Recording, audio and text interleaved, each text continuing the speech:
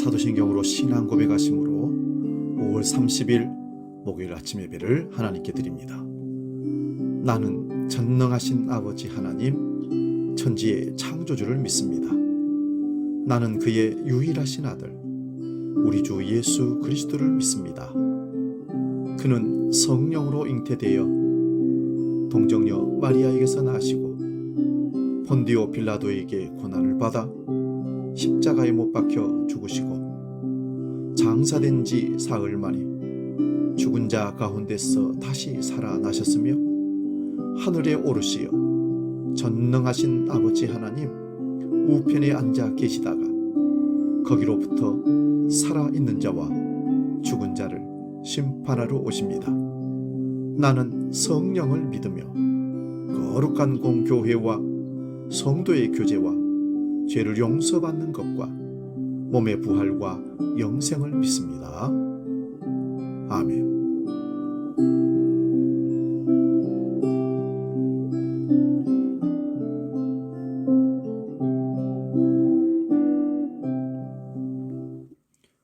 찬송가 375장 나는 갈 길 모르니 함께 찬송합니다.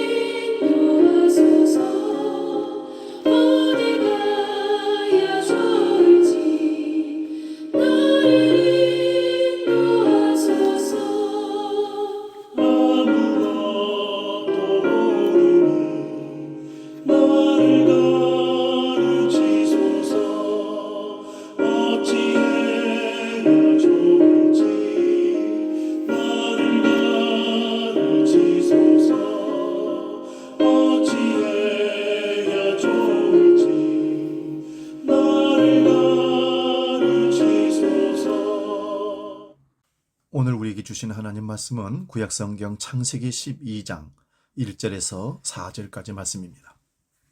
창세기 12장 1절에서 4절 봉독할 때에 살아계신 하나님의 음성을 들을 수 있기 바랍니다. 지금 봉독합니다. 여호와께서 아브라함에게 이르시되 너는 너의 고향과 친척과 아비집을 떠나 내가 네게 보여줄 땅으로 가라. 내가 너로 큰 민족을 이루고 네게 복을 주어 네 이름을 창대하게 하리니 너는 복이 될지라. 너를 축복하는 자에게는 내가 복을 내리고 너를 저주하는 자에게는 내가 저주하리니 땅의 모든 족속이 너로 말미암아 복을 얻을 것이니라 하신지라. 이에 아브라함이 여호와의 말씀을 따라갔고 롯도 그와 함께 갔으며 아브라함이 하란을 떠날 때에 75세였더라. 아멘. 오늘 봉독한 말씀으로 미래를 보고 인도하시는 하나님, 이런 제목으로 말씀을 상고하면서 은혜를 나눕니다. 믿음은 나를 믿는 것이 아니라 하나님을 믿는 것입니다. 사람 누구도 믿음의 대상이 될 수가 없습니다. 오직 하나님만 유일하게 신앙의 대상이고 의지해야 할 대상입니다.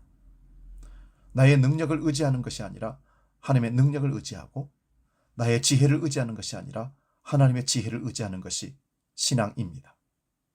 그러므로 성도는 믿음으로 승리하기 위해서는 우리가 믿는 하나님이 어떤 하나님이신지 하나님을 보는 눈이 바로 열려 있어야 합니다.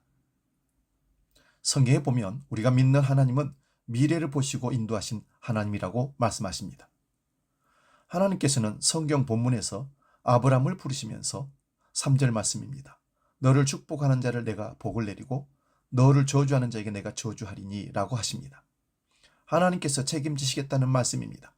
그렇다면 과연 아브라함이 하나님의 책임질 만한 신앙과 인격을 가지고 있는 건가요? 그렇지 않았습니다. 아브라함은 먹고 살기 힘들다고 애굽길 즉 세상길로 빠져나갔고 평안할 땐 주님을 찬송하며 살다가 조금 어려우면 시험도 들고 믿음의 자리를 떠나는 우리의 모습과 같아 보였습니다. 애굽에 내려가서는 어떠했습니까? 바로 왕이 부인 사라를 탐하는 것을 보고 노이 동생이라고 말했습니다. 아내를 사랑한다면 죽어도 같이 죽고 살아도 같이 살아야 하는데 아브라함은 처세술을 앞세운 현재적인 모습이었습니다. 그러나 하나님은 아브라함의 현재적인 모습만 보신 것이 아니라 미래의 모습을 보셨습니다.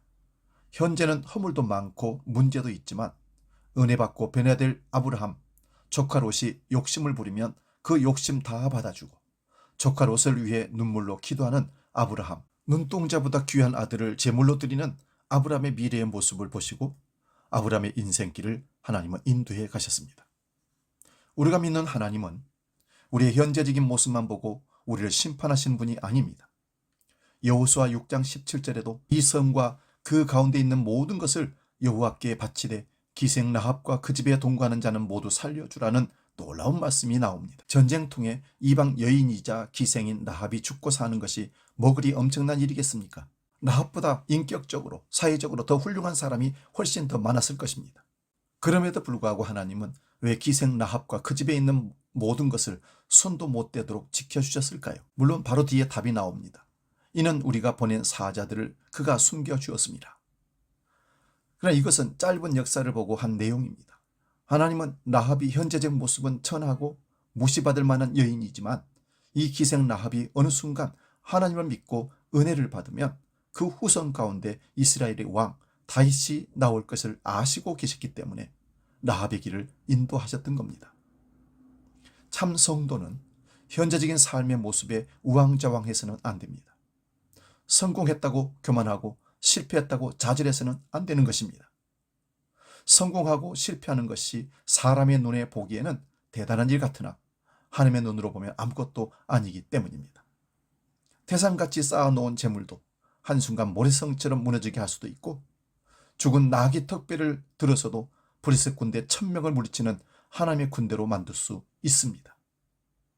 그러므로 참 성도는 현재 모습에 좌절하거나 포기하지 않고 미래를 보고 인도하시는 하나님의 손을 붙잡고 어떤 자리에서도 말씀과 기도로 무장하면 이기는 자, 쓰임없는 자가 될 줄로 믿습니다. 우리는 인생을 고무줄처럼 늘려서 볼 수도 있고요, 줄여서 볼 수도 있습니다. 그러나 하나님은 늘려서 길게 우리가 어떤 모습으로 변화될 것을 아시면서 부르시고 사용하시고 인도하신다는 사실입니다. 그러므로 현재의 삶에 낭망할 것이 아니라 하나님이 미래의 나를 어떻게 쓰실 건지, 우리 자녀들을, 우리 가정을, 교회를, 이 민족을 어떻게 쓸 것인지 기대하면서 하나님 인도하소서 믿음으로 나가야 할 줄로 믿습니다. 기도하겠습니다. 거룩하신 아버지 하나님, 하나님은 현재의 나보다 미래의 나를 보고 인도하신다는 사실을 깨닫습니다. 성경의 믿음의 모든 선배들은 그렇게 인도함을 받았습니다. 무슨 쓸만한 조건이나 이유가 있어서가 아니라 그저 하나님의 미래를 보시고 쓰신다고 부르시면 반드시 미래에 큰 하나님의 족적을 남기는 일꾼들로 사용되었음을 믿습니다. 우리도 현재의 부족한 모습을 보고 실망하고 낭망할 것이 아니라 하나님께서 쓰실 것을 기대하면서 포기하지 말고 인내함으로 기도함으로 하나님 써주소서, 미래를 바라보며 달려나가는 하나님의 사람들 다 되게 하여 주시옵소서. 주기도로 함께 기도합니다. 하늘에 계신 우리 아버지, 아버지의 이름을 거룩하게 하시며 아버지의 나라가 오게 하시며 아버지의 뜻이 하늘에서와 같이 땅에서도 이루어지게 하소서.